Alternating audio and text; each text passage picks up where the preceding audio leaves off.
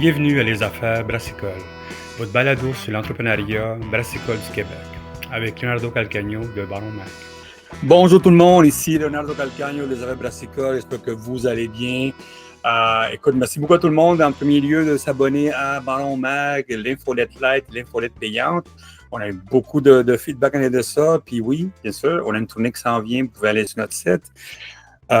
Oui, cette année, on part encore à l'Ontario, au Québec, au Maritime, on a plein de choses à faire. Vous allez peut-être me voir avec mes enfants cette fois-ci. So, vous allez me voir comme papa de famille pendant que je parle de business, mais que mes enfants soient écœurés. Comment vous allez voir ça? Aussi, comme vous savez, nous autres, on lance les Affaires Brassicole, le prochain journal qui va être distribué à l'IMBQ un peu partout aussi. On prépare des conférences aussi. So, il y a beaucoup de choses qui s'en viennent pour cet été et puis l'année prochaine déjà. So, comme toujours, abonnez-vous à Ballon Mag et vous allez avoir plus d'informations. Comme vous savez, ce balado est commandité par Can Management. Si vous avez besoin de cannage mobile ou des cannes, contactez Can Management. Puis bien sûr, de Keg Management. L'été s'en vient, les festivals sont là. Contactez Keg Management pour la location à court terme ou à long terme. Keg Management. Aujourd'hui, on parle encore avec M. Marc-André Campeau. On a parlé il n'y a pas longtemps avec lui, la brasserie Malco, qui, bien sûr, comme vous savez, ils sont devenus amis, très amis avec la gang des Geloso. Puis, bien sûr, il y a plein de choses qui est arrivé. Le monde a beaucoup envoyé des courriels là-dessus. Pour l'instant, ça va bien. Tout le monde est content. Mais comme vous savez, Marc-André Campeau, c'est pas quelqu'un qui aime ça, rester tranquille. Il lance, comme on avait parlé un petit peu dans l'entrevue l'autre fois, il lance une nouvelle agence, ça s'appelle l'agence Soif. Puis c'est une agence de représentation pour la bière un peu de partout. Mais on va laisser lui nous raconter plus qu'est-ce qui s'en vient. Puis je pense que c'est dans pas long que ça se lance, cette affaire-là, parce qu'ils ont déjà un des clients, la source de demande déjà. Puis on parle avec lui pour comprendre un petit peu c'est quoi la nouvelle offre et qu'est-ce qui s'en vient. Marc-André, bienvenue encore. Salut Léo, ça va bien? Mais toi, man, comment ça a été? Number one, avant de parler de l'agence Soif, comment ça va le feedback du monde avec avec Geloso, tout ça? Très bien. Écoute, on continue, comme on s'est parlé l'autre fois. Comme on sait, c'est une grosse compagnie de distribution. Fait qu'ils livrent la marchandise qu'on vend, puis ça va très, très bien. Puis comment ça a été la réponse parce que maintenant, ça fait un mois à peu près, ça a été la réponse des panneurs, des taillants, tout ça? Ça va, écoute, très belle réponse. Puis, ces méthodes, ça nous permet là, comme on disait l'autre fois, de distribuer rapidement puis avec plus de fréquence. Fait que ça fait déjà depuis le début de l'année qu'on est avec eux autres. Puis très, très belle réaction sur le marché. Fait que ça nous aide dans notre croissance. Excellent. Écoute, Marc-André, on ne s'est pas parlé, il y a pas longtemps de ça. Puis maintenant, tu lances Agence Soif dans pas long. Peux-tu nous parler un petit peu de ça? Parce que tu n'es pas le seul cette année qui lance des agences. On a déjà 3 autres entrevues qui s'en viennent, du monde qui lance des agences qui sont dans ce point-là. Peux-tu nous parler un petit peu de qu'est-ce qui s'en vient chez vous? Oui, bien, comme tu as dit, c'est vraiment de l'agence Soif. Écoute, on le sait, le domaine de la micro, c'est important d'être sur le terrain. Ouais. Il y a eu beaucoup de changements dans les derniers mois. Puis, nous autres, on avait déjà ça en tête d'avoir justement une agence de représentation vraiment focus sur le breuvage, tout ce qui est microbrasserie québécoise et aller jouer dans le breuvage aussi, là, tout ce qui est québécois, bien entendu, qui est petit pour le moment. Donc, on a déjà une équipe sur le terrain. Nous autres, on a 5 représentants plus une personne en télévente et support avec nos amis chez Pivot Hub, qu'on fait déjà affaire avec eux. Fait que vraiment, le but, c'est d'être capable d'offrir à d'autres partenaires d'embarquer dans l'agence Soif pour être capable d'avoir vraiment une représentation sur le terrain des produits, de soutenir ceux aussi qui font affaire avec Pivot, d'aller les voir, faire le marchandisage également, ça c'est super important aussi. C'est ça, les marchands, ils ont besoin de ça. Puis en même temps, ben, on le sait, en gang, on est toujours un petit peu plus fort. Fait que, quand on arrive dans des places, qu'on a un partenaire des fois qui est un peu moins présent dans cette région-là, dans ce magasin-là, ben, ça nous donne des opportunités versus des fois une autre compagnie qu'on a sur le portefeuille. Fait qu'on a travaillé, ça fait quand même quelques semaines, je ne veux pas dire mois qu'on est là-dessus, mais on voulait vraiment lancer ça comme il faut avec nos 2 partenaires là, qui sont Pivot puis Bokeh au niveau de la distribution, de gérer la facturation. Fait qu'on est là aujourd'hui, qu'on est prêt à t'en parler. Puis comme tu disais, là, on target là, mi-juin on est prêt à lancer ça 100% effectif sur le terrain. Damn. So, comment ça fonctionne? Quelqu'un vient vous voir, The Number One, côté B2B, disons, côté quelqu'un qui chez vous. C'est comme vous dites, personne se demande, c'est un de vos premiers clients. Comment ça fonctionne, quelqu'un qui veut travailler avec vous autres, Number One? Qu'est-ce que vous offrez quand quelqu'un arrive chez vous? Ben, nous, on est ouvert. On a déjà eu beaucoup de conversations avec, avec des partenaires potentiels, des belles conversations. Puis, tu sais, l'important, c'est qu'il y ait un fit. On ne veut pas devenir un broker avec un gros multi-portefeuille puis que nos représentants sur le terrain n'aient pas le temps de faire une bonne job. Ça, c'est vraiment important. Fait qu'on est très sélectif et restreint, si tu veux, dans les partenaires qu'on va embarquer. Fait que, c'est vraiment de regarder la philosophie de l'entreprise, lui, comment il voit ça. Puis, on est moins, pour être honnête, on est moins avec un start-up.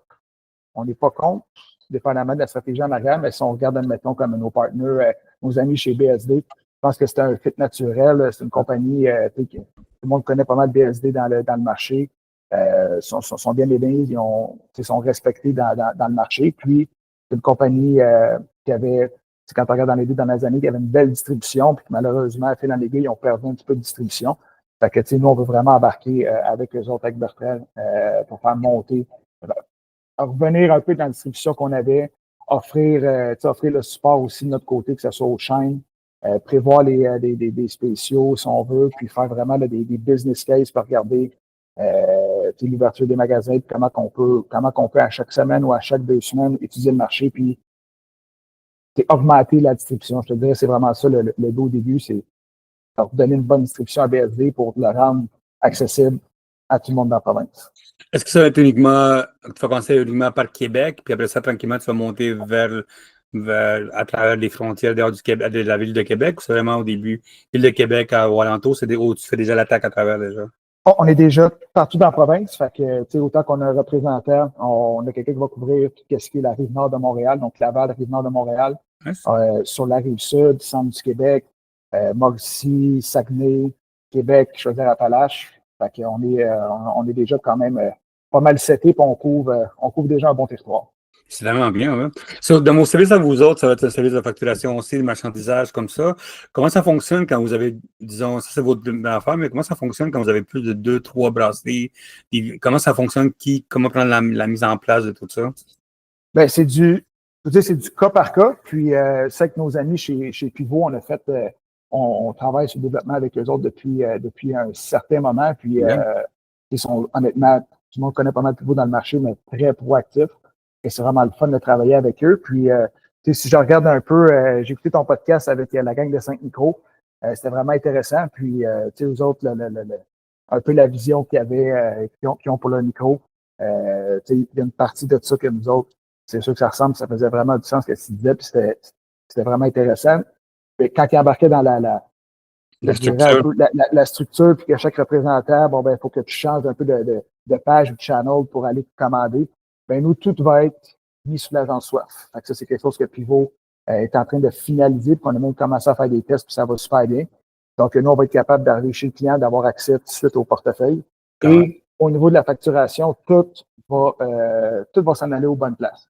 Que si la personne se facture lui-même, il va recevoir son bon de livraison / via Bokeh. Il va pouvoir se faire livrer, puis ça va être business as usual. Sinon, d'autres personnes qui embarquent en facturation, par exemple, qui sont en facturation avec Bokeh, ben, la facture va arriver chez le client directement là, avec le lien pour la facturation, que ce soit EDI avec les chaînes ou direct avec les comptes indépendants.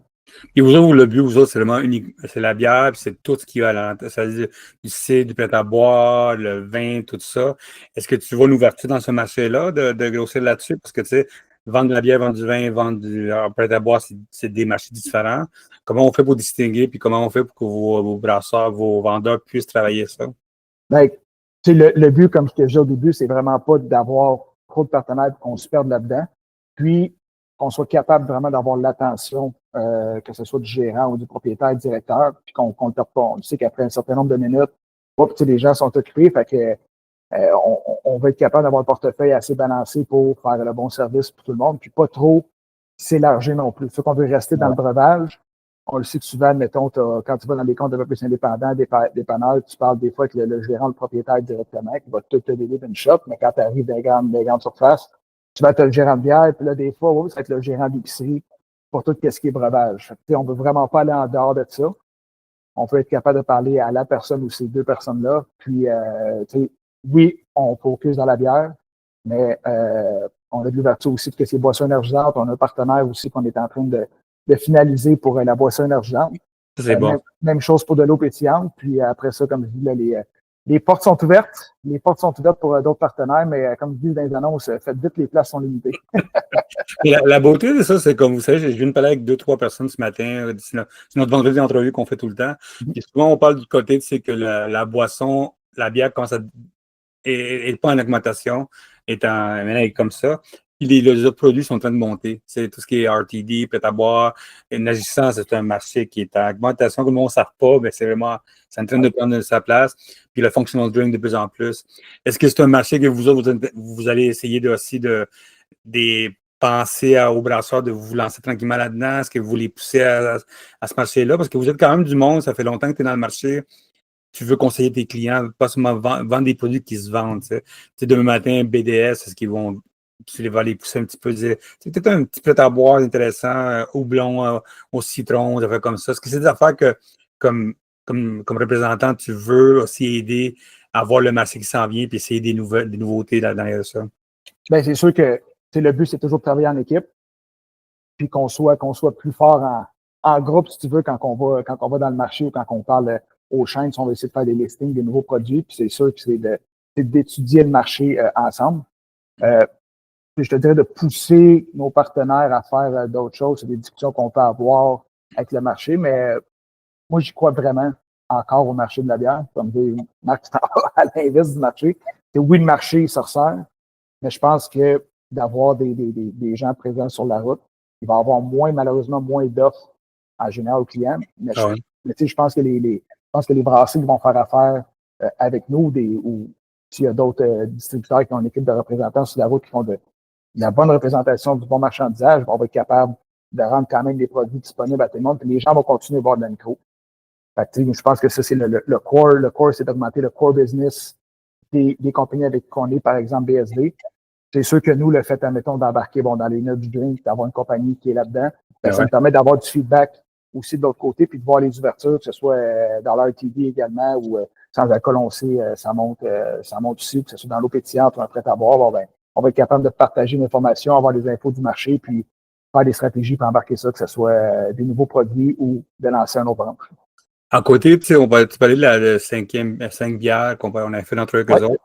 Est-ce qu'il va y avoir est-ce que vous pensez à la marchandisage de section? C'est-à-dire qu'avoir l'agence Swap, avoir tous ces produits dans un coin, avoir des trays avec le nom de l'agence Swap pour que tout le monde sache ce qui se passe.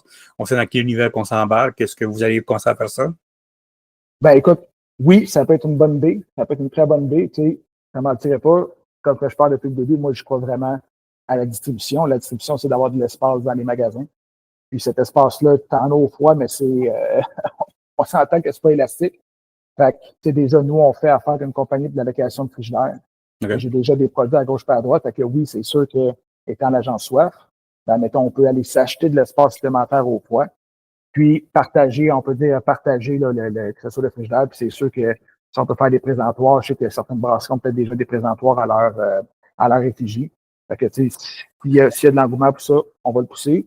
Sinon, si on est capable d'aller acheter ou d'aller se trouver un espace pour les partenaires, ben, on va aller séparer cet espace-là pour que ce soit intéressant pour le consommateur aussi là, d'avoir accès à ces produits-là. Parce que quand même, avoir, c'est ça, je parle avec beaucoup d'agences qui sont en Ontario aussi. Puis ils me parlent, eux autres, de plus en plus d'avoir leur section physique, de comprendre. Un peu comme les compagnies de café qui sont en train de faire ça. Avoir le petit tableau de café où il y a toutes les distributions qu'on sait dans quoi on s'embarque. Que ce soit, que l'agence soit comme de la qualité, qu'on sait dans quoi on lance ça. Toi, comment tu vois ça, toi, les nouvelles agences qui sortent? Parce que, tu sais, comme je dis, j'ai comme 4 autres agences qui s'en viennent me parler dans le ballon. Ils lancent nouveaux produits. Milton vient de lancer son agence. Il y a d'autres agences qui s'en viennent. Des affaires comme ça, 5 bières, on peut dire une mini-agence comme ça. Qu'est-ce que tu vois dans le futur de l'industrie? Pourquoi, tout à coup, il est à cet engouement-là? Ben écoute, je pense que les gens se rendent compte du besoin des marchands d'avoir d'avoir des personnes physiques avec qui faire affaire. Ah ouais? Fait que, c'est sûr que tout ce qui est en ligne, souvent c'est intéressant pour eux, mais il faut que tu aies les deux. Faut que tu aies les deux. Puis à un moment donné, je pense que tu regardes en dernière année, plusieurs personnes vont les ventes descendre. Fait que c'est de trouver une solution.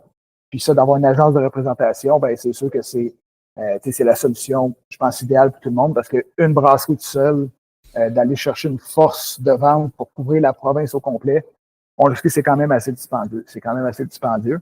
Fait que, moi, je vois ça d'un bon œil parce que ça peut nous aider, nous autres. Et je parle vraiment de l'industrie, de la micro, des produits prêts à boire, des produits québécois. Ça peut nous donner un coup de main ensemble d'aller chercher notre part du gâteau qui revient dans n'importe quel commerce. Puis, ce que moi, je veux vraiment faire avec l'agence, puis qui va peut-être être différencier de peut-être d'autres agences, là, c'est vraiment d'offrir le service, d'être capable de me concentrer avec nos partenaires sans en avoir trop. Puis vraiment les feedbacks. Quand je dis business case, c'est d'avoir vraiment tout le back-office en arrière pour suivre tous les magasins et la distribution qu'on a, que j'appelle le rate of sale en magasin, parce qu'on est capable de voir, OK, tu as tel magasin, on a tel SKU, ben tu vas en moyenne tant de nombre de caisses par mois, par 2 semaines chez ce magasin-là. Fait que, si on veut augmenter la vélocité de tes produits dans ce magasin-là, ben, c'est quoi la solution? C'est vraiment bon. C'est vraiment d'être proche des partenaires puis de faire des revues d'affaires fréquentes pour que eux autres sachent vraiment qu'il y ait vraiment le coup qui se sentent comme s'ils étaient sur la route avec nous autres. C'est vraiment ça qui est important.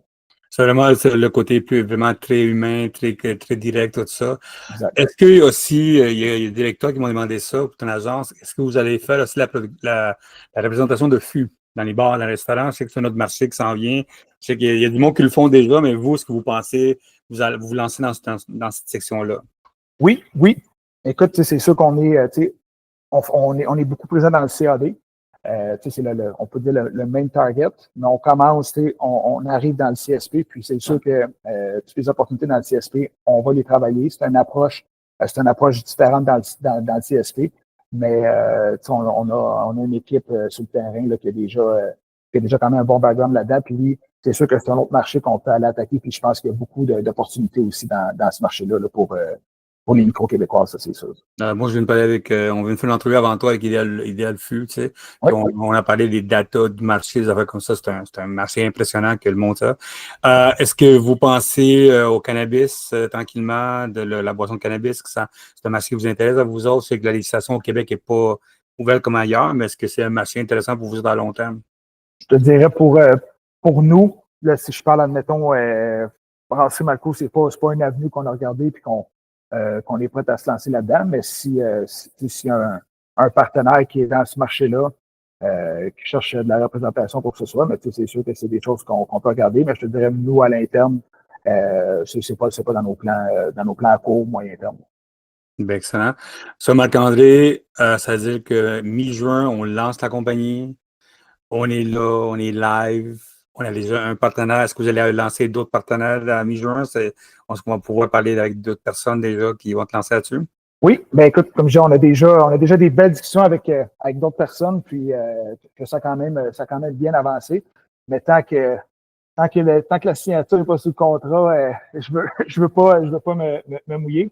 Mais quand on est rendu dans les détails, moi je considère que c'est un done deal, mais par respect pour tout le monde, tant qu'on n'a pas mis chacun notre sang. Il faut.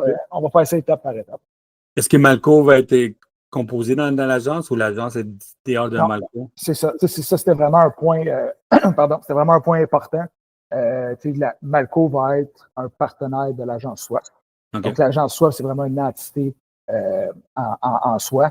Puis, le but, c'est quand on va mettre notre temps, on va travailler sur l'agence SWAP, ben, ça va nous permettre de vraiment mettre du temps bien égal avec chacun des partenaires, d'avoir des stratégies pour chacun des partenaires, puis de combiner un peu nos forces, nos data pour être capable de voir, bon, ben, toi, c'est le fun, t'es plus fort dans ce territoire-là ou tel SKU, fait qu'on va travailler là-dessus, on va se faire une stratégie avec ces produits-là ou ces marchés-là, qui va peut-être aider un autre partenaire et vice-versa. Fait que c'est vraiment distinct de Malco de l'agence SWAP.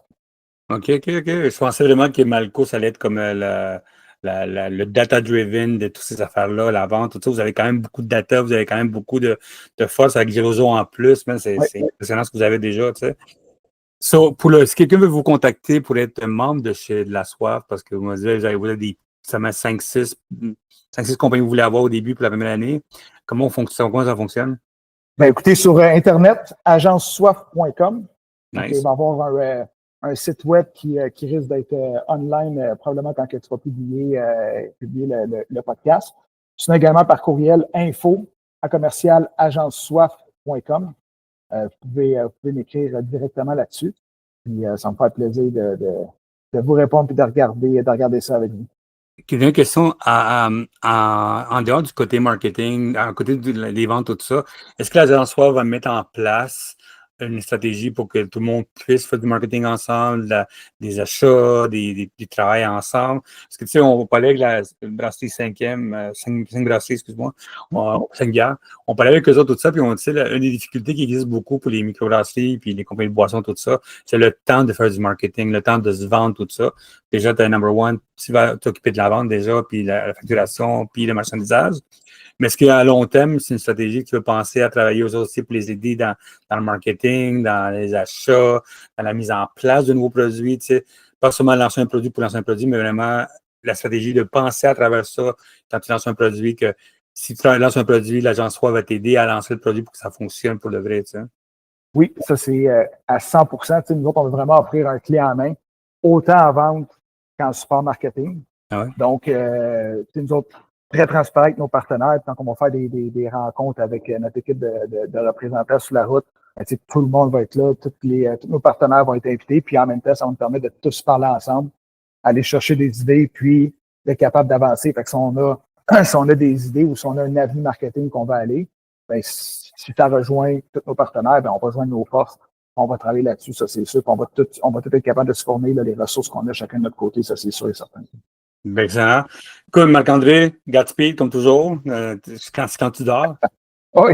Quand tu dors, Marc-André, je veux savoir, mais honnêtement. J'apprends à faire des bonnes nuits. Je fais des bonnes nuits, c'est pour ça que quand je me lève le matin, les batteries sont chargées à 100%. Ben, Godspeed, mais écoute, en plus d'été s'en vient, man, ça dit que ça va être ça. So, mi-juin, agence Soif, agencesoif.com, bien sûr, on va mettre tout ça en ligne. On met la semaine prochaine, l'entrevue, il faut que tu sois live déjà la semaine prochaine. Ça va être fait. Excellent. C'est déjà fait. OK, merci beaucoup encore. Hein? Hey, merci à toi, Léo. Merci beaucoup à tout le monde d'écouter les affaires brassicoles. Si vous avez des questions, leonardo@baramac.com. Et comme je vous avais dit au début de l'entrevue, il y a plein d'entrevues avec des agences qui s'en viennent. On a eu beaucoup de feedback en arrière de ça. So, attendez à vous à ça. Bien sûr, si vous avez des questions, on va mettre l'information de Marc-André Campeau dans le podcast. Si vous avez besoin de représentants ou connaître un petit peu sur le projet. Merci beaucoup et à la prochaine.